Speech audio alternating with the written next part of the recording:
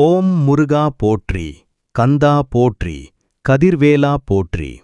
என் அன்பு குழந்தையே, நீங்கள் இன்னும் முருகா சரணம் சேனலை சப்ஸ்கிரைப் செய்யவில்லை என்றால் சப்ஸ்கிரைப் செய்யுங்கள். ஒரு லைக் செய்துவிட்டு கமெண்டில் ஓம் நமசிவாய என்று மனதார பதிவிடுங்கள்.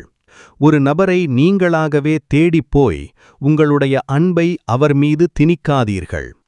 அன்பாகவே இருந்தாலும் மருந்தளவு இருந்தால்தான் மதிப்பு. ஒரு நபர் மீது நாம் வைக்கும் அன்பும் அக்கறையும் அதிகமானால் அதற்கு பரிசாக நமக்கு வலியும் ஏமாற்றங்களும் தான் கிடைக்கப்பெறும். ஒரு செடி வளர தண்ணீர் அவசியம்தான். ஆனால் இந்த செடி எனக்கு மிகவும் பிடிக்கும் என்று சொல்லி தினமும் வாலி வாலியாக தண்ணீர் ஊற்றினால் அந்த செடி வளராது. அதன் வேர்கள் அழுகிப் போய்விடும். மனித உறவுகளும் அப்படித்தான். அளவுக்கு அதிகமான அன்பும் நான் உன்னை கவனித்துக் கொள்கிறேன் என்ற அதீத அக்கறையும் சில நேரங்களில் மற்றவர்களின் தனித்தன்மையை அழித்துவிடும். வெயிலில் நடப்பவனுக்குத்தான் நிழலின் அருமை தெரியும். நிழலிலேயே இருப்பவனுக்கு அதன் மதிப்பு தெரியாது. நீங்கள் எப்போதும் ஒருவருக்காக காத்துக் கொண்டிருந்தால் உங்கள் இருப்பு அவர்களுக்கு பழகிப் போயிருக்கும். உங்களை பார்க்க முடியாதா என்ற ஏக்கம் வரும்போதுதான் உங்கள் அன்பின் உண்மையான மதிப்பு அவர்களுக்கு புரியும். விருந்தினராக ஒருவரின் வீட்டிற்கு செல்லும்போது அவர்கள் நம்மை தலையில் தூக்கி வைத்து கொண்டாடுவார்கள். ஆனால் நாம் அங்கேயே தங்கிவிட்டால் மெல்ல மெல்ல அவர்கள் காட்டும் மரியாதையும் அன்பும் குறையத் தொடங்கும். அன்பை தேடிப் போவதை விட அன்பு உங்களை தேடி வரும் நிலையை உருவாக்குங்கள். ஒருவரை தேடி தேடி சென்று நீங்கள் காட்டும் அன்பு சில நேரங்களில் அவர்களுக்கு பெரும் சுமையாக மாறக்கூடும் என்பதையும் கொஞ்சம் நினைவில் வையுங்கள். நீங்கள் விட்டுக் கொடுத்து கொண்டே இருந்தீர்கள் என்றால் அவர்கள் உங்களை எட்டி உதைத்துக் கொண்டேதான் இருப்பார்கள். உங்களை உணர்ந்தவர்களிடம் மட்டும் விட்டுக் கொடுங்கள். எல்லோரிடமும் விட்டுக் கொடுப்பது உங்களுடைய மதிப்பை இழக்கச் செய்யும். விட்டுக் கொடுப்பது என்ற பெயரில் உறவுகளுக்காக உங்களை நீங்கள் செதுக்கிக் கொள்வது அழகுதான். ஆனால் மற்றவர்களுக்காக உங்களை நீங்களே அழித்துக் கொள்வது அறிவுடைமையல்ல. விட்டுக் கொடுப்பதிலும் ஒரு எல்லையை வைத்துக் கொள்ளுங்கள். எதிலும் அந்த எல்லையை மீறாமல் பார்த்து கொள்ளுங்கள். கடிகாரத்தில் உள்ள முட்கள் தங்களுக்குள் விட்டுக் கொடுத்து இயங்குவதால்தான் நேரம் சரியாகத் தெரிகிறது. ஆனால் ஒரு முள் மட்டும் நான் மற்ற முட்களுக்காக வழிவிடுகிறேன் என்று ஒரே இடத்தில் நின்றுவிட்டால் அந்த கடிகாரமே பயனற்றதாகிவிடும். அதுபோல உங்கள் லட்சியங்களையும் சுயமரியாதையையும் விட்டுக் கொடுத்து ஓரிடத்தில் நின்று விடுவது உங்களை ஒரு பழுதான பொருளாகத்தான் மற்றவர்களுக்கு காட்டும். நீங்கள் யாருக்காக இறங்கி வருகிறீர்கள் என்பதில்தான் உங்கள் உயர்வு இருக்கிறது. நீங்கள் விட்டுக் கொடுக்கும்போது பரவாயில்லை, எனக்காக அவர் இவ்வளவு இறங்கி வருகிறார் என்று ஒரு சிறு நன்றி உணர்வோடு பார்ப்பவர்களிடம் நீங்கள் தாராளமாக விட்டுக் கொடுக்கலாம். அங்கே அன்பு வளரும். இவன் எப்போதுமே இப்படித்தான், நாம் என்ன சொன்னாலும் செய்வான் என்று உங்கள் மென்மையை உங்கள் பலவீனமாக கருதுபவர்களிடம் உங்களுடைய இல்லை என்ற வார்த்தை இடியாக ஒலிக்க வேண்டும். நீங்கள் எப்போதும் கிடைப்பீர்கள் என்ற எண்ணம் வரும்போது உங்கள் வார்த்தைகளுக்கு மதிப்பு இருக்காது. மற்றவர்களை திருப்திப்படுத்த முயலும்போது உங்களை நீங்கள் திருப்திப்படுத்த மறந்து விடுகிறீர்கள். நீங்கள் விட்டுக் கொடுக்கும் அளவிற்கு மற்றவர்கள் உங்களுக்கு செய்யாதபோது அது மிகப்பெரிய மன அழுத்தத்தை தரும். இனி நீங்கள் விட்டுக் கொடுக்கிறீர்கள் என்றால் அதற்கு அவர்கள் பாத்திரமானவர்களா என்பதையும் கொஞ்சம் பரிசோதித்துவிட்டு விட்டுக் கொடுங்கள். எல்லோருக்கும் விட்டுக் கொடுத்தே பழகிவிட்டால் கடைசியில் உங்கள் மதிப்பை இழந்து நிற்பீர்கள். அன்புக்காக தரம் தாழ்ந்து போவதில் தவறில்லை. ஆனால் தரம் தாழ்ந்தவர்களிடம் அன்புக்காக கெஞ்சுவதுதான் தவறு. உங்களை மதிக்கத் தெரியாதவர்களின் கண்களுக்கு உங்கள் தியாகம் ஒரு இயலாமையாகத்தான் தெரியும். அதற்கெல்லாம் கலங்கி நிற்காமல் உங்கள் மீது உண்மையான அன்பு கொண்டவர்களை உயிராக நேசிக்க பழகுங்கள். மதிப்பற்றது என தெரிந்தும் அதைப் பற்றியே சிந்தித்துக் கொண்டிருந்தால் உங்களுடைய நிம்மதியைத்தான் இழக்க நேரும். தேவையற்ற விஷயங்களை சிந்திப்பது என்பது எரியாத விளக்குக்கு எண்ணெய் ஊற்றுவதைப் போன்றது. மதிப்பற்ற விஷயங்களில் உங்கள் கவனத்தை சிதறவிடுவது உங்கள் மன அமைதியைத்தான் பாதிக்கும். நேற்றைய செய்தித்தாள் இன்று வெறும் குப்பைதான். அதையே மீண்டும் மீண்டும் படித்துக் கொண்டிருந்தால் புதிய செய்திகளை தெரிந்து கொள்ள நமக்கு நேரமே இருக்காது. கடந்து போன கசப்பான சம்பவங்களும் உங்களை மதிக்காத மனிதர்களின் சொற்களும் அந்த நேற்றைய செய்தித்தாள் போன்றவைதான். அவற்றைப் பற்றியே சிந்திப்பது உங்கள் இன்றைய சந்தோஷத்தை கொன்றுவிடும். ஒரு சிறிய காகிதம் கையில் இருக்கும்போது அது ஒரு பாரமாக தெரியாது. ஆனால் அதே காகிதத்தை 1 மணி நேரம் கையை நீட்டி பிடித்துக் கொண்டிருந்தால் கை வலிக்கத் தொடங்கும். ஒரு நாள் முழுவதும் பிடித்திருந்தால் கை மரத்துப் போய்விடும். மதிப்பற்ற விஷயங்களும் மதிப்பற்ற உறவுகளும் அப்படித்தான். அவை ஆரம்பத்தில் சிறியதாக தெரிந்தாலும் அதைப் பற்றியே சிந்தித்துக் கொண்டிருக்கும்போது அது உங்கள் மனதிற்குள் மிகப்பெரிய பாரமாக மாறி உங்கள் நிம்மதியை மொத்தமாக உறிஞ்சிவிடும். ஒரு மருந்து அதன் காலாவதி தேதிக்குப் பிறகு பலம் தராது என்பதுடன் அது உடலுக்கு நஞ்சாகவும் மாறக்கூடும். சில உறவுகளும் சில நினைவுகளும் கூட ஒரு காலகட்டத்திற்குப் பிறகு காலாவதியாகி விடுகின்றன. அவற்றிற்கு இனி உங்கள் வாழ்க்கையில் மதிப்பே இல்லை என்று தெரிந்தும் அதை மனதிற்குள் வைத்திருப்பது உங்கள் மன ஆரோக்கியத்திற்கு விஷமாகிவிடும் என்பதை உணர்ந்து அதை கைவிடுங்கள். மற்றவர்கள் உங்களைப் பற்றி என்ன நினைக்கிறார்கள் என்பது உங்களுக்கு தேவையில்லாத விஷயம். அதைப் பற்றி சிந்திக்கும்போது உங்களுடைய சுய மதிப்புதான் குறைகிறது. அன்று ஏன் அப்படி பேசினேன், அவர் ஏன் இப்படி சொன்னார் என முடிந்து போன விவாதங்களை மீண்டும் மீண்டும் மனதிற்குள் ஓட்டி பார்ப்பது ஒரு முடிவில்லாத சூழல். உங்கள் நேரம் என்பது ஒரு விலைமதிப்பற்ற செல்வம். லாபமே தராத ஒரு மதிப்பற்ற விஷயத்தில் உங்கள் நேரத்தை முதலீடு செய்வது மிகப்பெரிய நஷ்டம். சிலர் சில சூழ்நிலைகளில் அமைதியாக இருப்பது பேசத் தெரியாமல் அல்ல, எதையும் பேசி யார் மனதையும் காயப்படுத்திவிடக் கூடாது என்பதற்காகத்தான். அமைதி என்பது ஒரு பலவீனம் அல்ல, அது ஒரு மாபெரும் ஒழுக்கம். வார்த்தைகளை ஆயுதமாக பயன்படுத்த தெரிந்தும் மற்றவர்களின் மனதை காக்க அந்த ஆயுதத்தை உரையிலேயே வைத்திருப்பதே உண்மையான முதிர்ச்சி. ஒரு அணைக்கட்டு தண்ணீரை தேக்கி வைத்திருப்பது பயந்து போயல்ல, அந்த தண்ணீரை அப்படியே திறந்துவிட்டால் ஊரே அழிந்துவிடும் என்பதால்தான். சில நேரங்களில் நம்மிடம் கோபமான வார்த்தைகள் வெள்ளமாக பாயத் தயாராக இருக்கும். ஆனால் நாம் அமைதியாக இருப்பது நம்முடைய இயலாமை அல்ல, நம் வார்த்தைகளால் உறவுகள் அடித்துச் செல்லப்பட்டுவிடக் கூடாது என்கிற நம்முடைய தார்மீக பொறுப்புதான். வில்லிலிருந்து புறப்பட்ட அம்பையும் வாயிலிருந்து வந்த வார்த்தையையும் எப்போதும் திரும்பப் பெற முடியாது. ஒரு வேடன் தகுதியற்ற இலக்கின் மீது அம்பை செலுத்தாமல் அமைதியாக இருப்பதே அறிவுடைமை. எதிரிலிருப்பவர் தவறு செய்திருக்கலாம், அவரை பார்க்க 1000 வார்த்தைகள் நம்மிடம் இருக்கலாம், ஆனால் பேசி என்ன பயன் என்று மௌனமாக இருப்பதே நம்முடைய சக்தியை வீணடிக்காமல் இருப்பதற்கான அடையாளம். கடற்கரையில் இருக்கும் அலைகள் எப்போதும் சத்தம் போட்டுக்கொண்டே இருக்கும், ஆனால் ஆழ்கடலோ எப்போதும் அமைதியாகவே இருக்கும். இங்கே சத்தம் போடும் அலைகளை விட அமைதியாக இருக்கும் ஆழ்கடலுக்குத்தான் வலிமை அதிகம். அதுபோல அறிவில்லாதவர்கள் எதற்கெடுத்தாலும் சத்தமிடுவார்கள். ஆனால் ஆழமான சிந்தனை உள்ளவர்கள் எந்த சூழ்நிலையிலும் நிதானம் இழக்காமல் மற்றவர் மனம் புண்படக்கூடாது என்பதற்காக மௌனத்தைச் சூடிக்கொள்வார்கள்.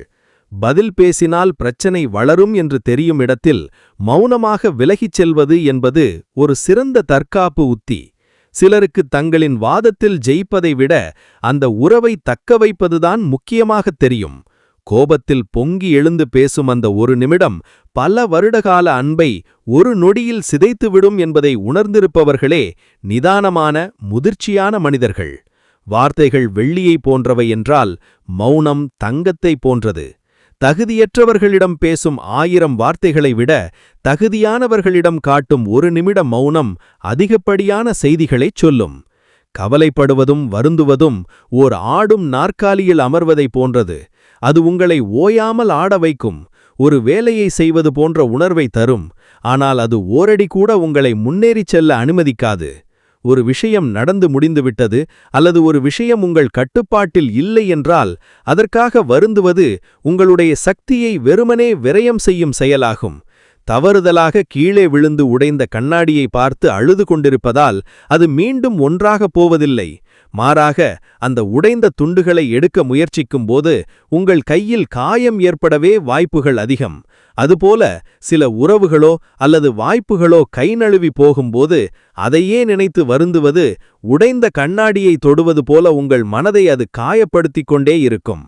எந்த ஒரு விஷயம் அல்லது எந்த ஒரு உறவு உங்களுக்கு மகிழ்ச்சியையோ அல்லது வளர்ச்சியையோ தரவில்லையோ அதை உங்களுடைய முக்கியமற்றவை என்ற பட்டியலில் சேர்த்துவிடுங்கள். உங்கள் மூளை ஒரு குப்பை தொட்டி அல்ல, அது ஒரு நந்தவனம். அங்கே அழகான எண்ணங்களை மட்டுமே வளரவிடுங்கள். அதில் வருகிறவர் போகிறவர்களை எல்லாம் சேர்த்துக்கொண்டு அந்த அழகான நந்தவனத்தை அலங்கோலமாக மாற்றிவிடாதீர்கள். ஒவ்வொரு காலை பொழுதும் நமக்கு ஒரு மறுபிறப்புதான். இதில் நேற்று என்ன நடந்தது என்பது முக்கியமல்ல. இன்று நீங்கள் என்ன செய்கிறீர்கள் என்பதே உங்களின் எதிர்கால வாழ்வை தீர்மானிக்கிறது. உங்களது இன்றைய நாளை சரியாக திட்டமிடுங்கள். உங்கள் வாழ்க்கையை வளமானதாக மாற்றத் தொடங்குங்கள். நீ மாறாமல் இங்கு எதுவும் மாறாது. காலம் எல்லாவற்றையும் மாற்றும் என்று கனவு காணாதே. காலம் இங்கு எந்த காயத்தையும் ஆற்றுவதுமில்லை, மாற்றுவதுமில்லை. அது நம் மனதை மட்டும் பக்குவப்படுத்துகிறது, அவ்வளவுதான். உன் மனநிலையை நீ மாற்றிக்கொள்ளாதவரை உன் வாழ்க்கையில் எதுவுமே மாறப்போவதில்லை. பாதை இல்லாத போதும் உன் பாதங்களை மண்ணில் பதியவை. உனக்கென்று புதிய பாதையே உருவாகும். பாதையே இல்லையே என்று ஒரே இடத்தில் நின்று கொண்டிருந்தால் இங்கு ஒன்றுமே மாறாது. நமக்கான மாற்றத்தை நாம் தான் உருவாக்க வேண்டும். அதற்கான பாதையையும் நாம் தான் உருவாக்க வேண்டும். வேறு யாராவது உனக்கான பாதையை உருவாக்கித் தருவார்கள் என்று எதிர்பார்க்காதே. நீ எதற்கும் துணிந்துவிட்டால் 8 திக்கிலும் வழிகள் உண்டு. தயக்கத்திற்கும் பயத்திற்கும் அடிமையாக கிடந்தால் உனக்கான வெற்றி உனக்கு அருகிலேயே இருந்தாலும் உன்னால் அதை தொட்டுக்கூட பார்க்க முடியாது. கூட்டத்தில் ஒரு தலையாட்டி பொம்மையாக இருப்பதை விட தன்னம்பிக்கையுடன் தனி ஆளாக இருந்துவிடலாம். சிலரிடம் பணிந்து போனால் கடைசி வரை நம்மை அடிமையாகவே வைத்திருக்க நினைப்பார்கள். நீயாக நிமிர்ந்து நிற்காதவரை இங்கு எதுவுமே மாறாது என்பதை மட்டும் புரிந்துகொள். உண்மையில் நாம் எல்லோருமே மிகப்பெரிய செல்வந்தர்கள்தான். வாழ்க்கையில் நாம் தினம்தோறும் பெற்றுக்கொண்டிருக்கும் அந்த மதிப்புமிக்க செல்வத்தை நாம் வீணாக செலவழித்துக் கொண்டிருக்கிறோம். அந்த விலைமதிப்பில்லாத செல்வம் வேறு எதுவுமில்லை, நாம் வீணாக கழிக்கும் ஒவ்வொரு நொடியும் தான். ஆம், நேரம்தான் அந்த விலைமதிப்பில்லாத செல்வம். அதை ஒருபோதும் எதற்காகவும் யாருக்காகவும் வீணடிக்காதீர்கள்.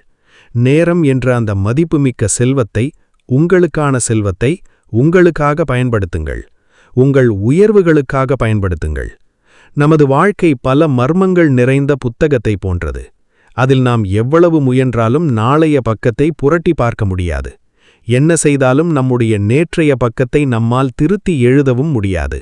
உனக்கு பிடித்தாலும் பிடிக்காமல் போனாலும் இன்றைய பக்கத்தை மட்டும் நீ படித்தே ஆக வேண்டும். கடந்து போன நாட்களை அசை போட்டு வருந்தவும் வேண்டாம். வரப்போகும் நாட்களை நினைத்து பயப்படவும் வேண்டாம். இன்றைய நாளை இன்பமானதாக மாற்றிக்கொண்டு இனி எல்லாம் நல்லதாகவே நடக்கும் என்ற நம்பிக்கையை மட்டும் உறுதியாக பற்றிக்கொள்ளுங்கள். ஒரு செடியில் பூத்திருக்கும் பூக்களை ரசிப்பது எளிது. ஆனால் அதன் வேர்கள் மண்ணுக்குள் படும் கஷ்டத்தை புரிந்து கொள்வது கடினம். மனிதர்களின் வெற்றியை பார்க்கும் உலகம் அதற்கு பின்னால் அவர்கள் புதைத்து வைத்த கண்ணீரை மட்டும் கவனிப்பதே இல்லை. வாழ்க்கையில் நீ எதற்காகவும் உடைந்து விடாதே. காயப்படாமலும் கஷ்டப்படாமலும் நம்மால் எதையுமே அடைய முடியாது. அடைபட்ட விதையே மரமாகும். உழப்பட்ட நிலமே பயிராகும். உடைபட்ட மனமே திடமாகும். திடமான மனமே கனவுகளை நிஜமாக்கும். நீங்கள் எந்த மாதிரி சுற்றுவட்டத்தில் இருக்கிறீர்கள், அதாவது எந்த மாதிரியான நட்பு வட்டத்தில் இருக்கிறீர்கள், நீங்கள் எந்த மாதிரியான புத்தகங்களை படிக்கிறீர்கள், இவற்றை பொறுத்துதான் உங்களின் எதிர்காலத்தை நீங்களே துல்லியமாக கணிக்க முடியும்.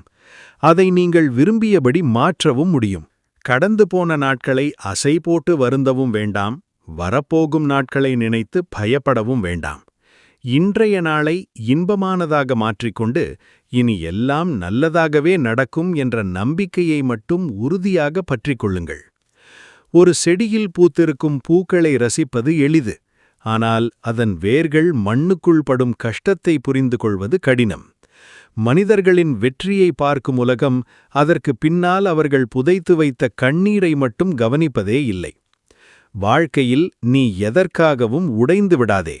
காயப்படாமலும் கஷ்டப்படாமலும் நம்மால் எதையுமே அடைய முடியாது. அடைபட்ட விதையே மரமாகும். உழப்பட்ட நிலமே பயிராகும். உடைபட்ட மனமே திடமாகும். திடமான மனமே கனவுகளை நிஜமாக்கும்.